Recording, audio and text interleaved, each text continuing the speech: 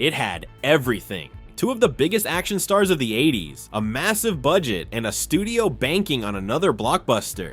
The movie was supposed to be a sure thing, but behind the scenes, it was a disaster. By the time it hit theaters, the real story wasn't the movie, it was the chaos that nearly killed it. So what happened? Let's find out. This is the history of Tango and Cash.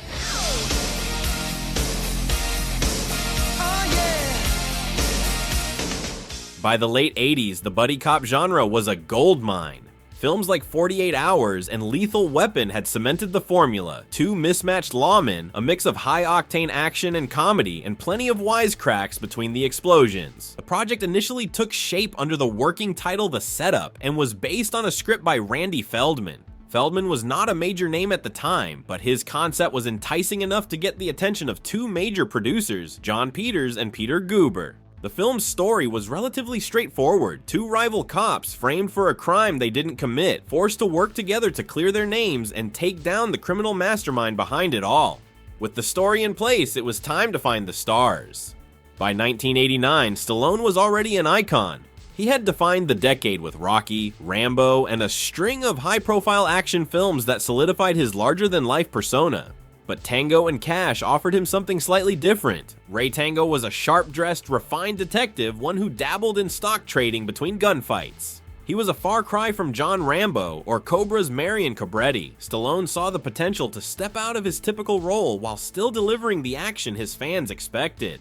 After Patrick Swayze dropped out, Kurt Russell stepped in to play Gabriel Cash, the wisecracking, rugged counterpoint to Stallone's polished detective. Unlike Stallone, Russell wasn't exclusively known as an action star. Russell brought a much-needed balance to the film. Where Stallone was meticulous and controlling on set, Russell was more relaxed, rolling with the punches and embracing the film's increasingly ridiculous tone. His chemistry with Stallone became one of the film's strongest assets. Despite the production nightmares, their dynamic felt natural, with Russell's laid-back energy playing off Stallone's straight-laced performance. On the villain side, Tango and Cash had Jack Palance, a legendary Hollywood tough guy. Palance played Yves Perret, the crime lord orchestrating Tango and Cash's downfall. With his deep, menacing voice and signature slow delivery, Palance leaned into the role's theatricality. Tango's sister, Catherine, was played by Terry Hatcher in one of her early Hollywood roles before finding fame with Lois and Clark and Desperate Housewives. Originally, the role was written for Daphne Ashbrook, but during the chaotic rewrites, the character was reworked into Tango's biological sister rather than an adopted sibling. Because of this change, the studio decided to cast Hatcher, who they thought had a stronger resemblance to Stallone. With the cast in place, the next challenge was actually making the movie. Joe? You deserved it. Why did you do that? Why? Yeah, why? I was having a bad day. Like now? Like now! At the heart of the chaos were battles over creative control, a ballooning budget, and a revolving door of filmmakers trying to salvage the project. Andrei Konchalovsky, the film's original director, was never the most obvious choice to helm an action blockbuster. Known for his work on Runaway Train, he had a reputation for crafting intense dramatic films with a focus on character rather than spectacle. When he signed on, he intended to make Tango and Cash more grounded, with a grittier and more serious tone. This immediately put him at odds with producer John Peters, who wanted something closer to Lethal Weapon, a high-energy action comedy that leaned into its absurdity. The two men clashed repeatedly, leading to numerous delays and tension on set. The two stopped speaking entirely by the halfway point of filming, and with the production already behind schedule, Warner Brothers made the decision to fire Konchalovsky.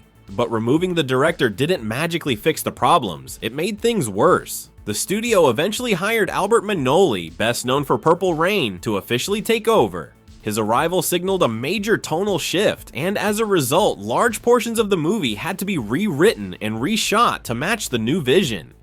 The film's final battle at Perret's compound was heavily altered in post-production. The end result was a chaotic mix of high-energy gunfights, elaborate stunts, and an over-the-top climax that fully embraced the film's shift toward exaggerated action.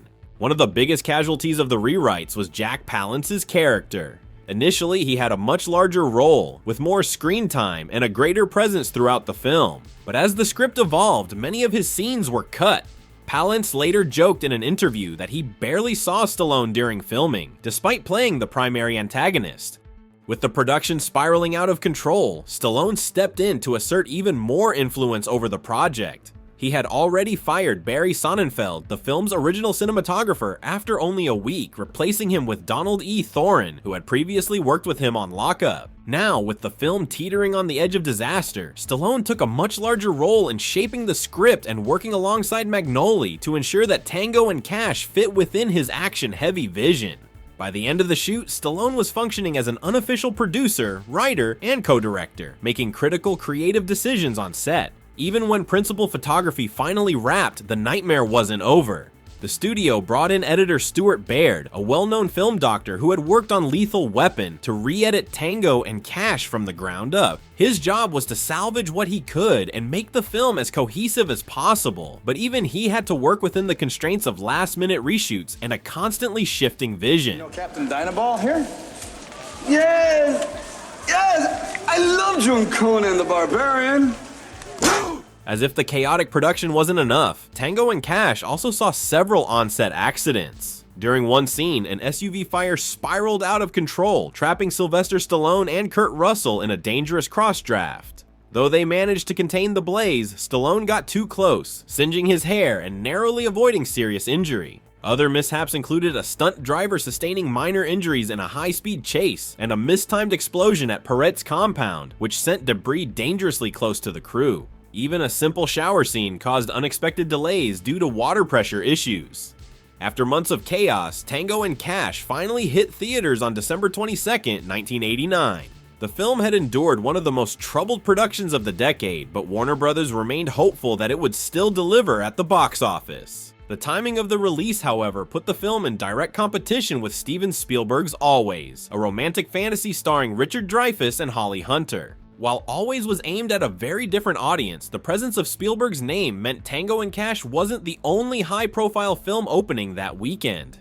Additionally, National Lampoon's Christmas Vacation was still going strong in theaters, offering family audiences an alternative option during the holidays. Despite these factors, the film performed reasonably well at the box office, though not at the level Warner Bros. Had initially hoped. It opened at second in its debut weekend, earning $6.6 million from 1,409 theaters. While respectable, this was not the explosive start the studio had anticipated for such a high-profile action film.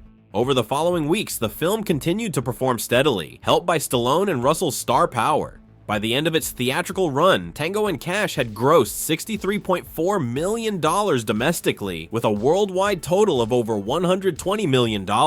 This made it a financial success, but not a blockbuster on the scale of Lethal Weapon or Die Hard, both of which had enjoyed significantly stronger box office runs. While audiences seemed to enjoy the film's action and humor, critics were far less kind.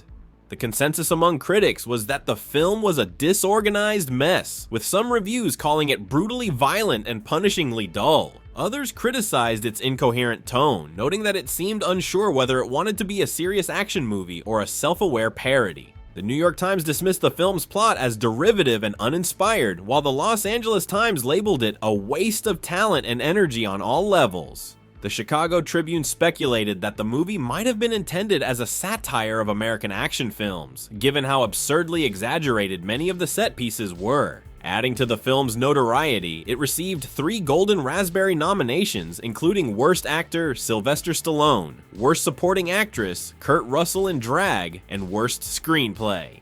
These nominations further fueled the perception that the film was a misfire, even as it gained a dedicated fan base in the years that followed. I did. And the first day, halfway through the first day, I tore my hamstring running. And ever since then, it's gone downhill for me. The movie's real success came in the home video market.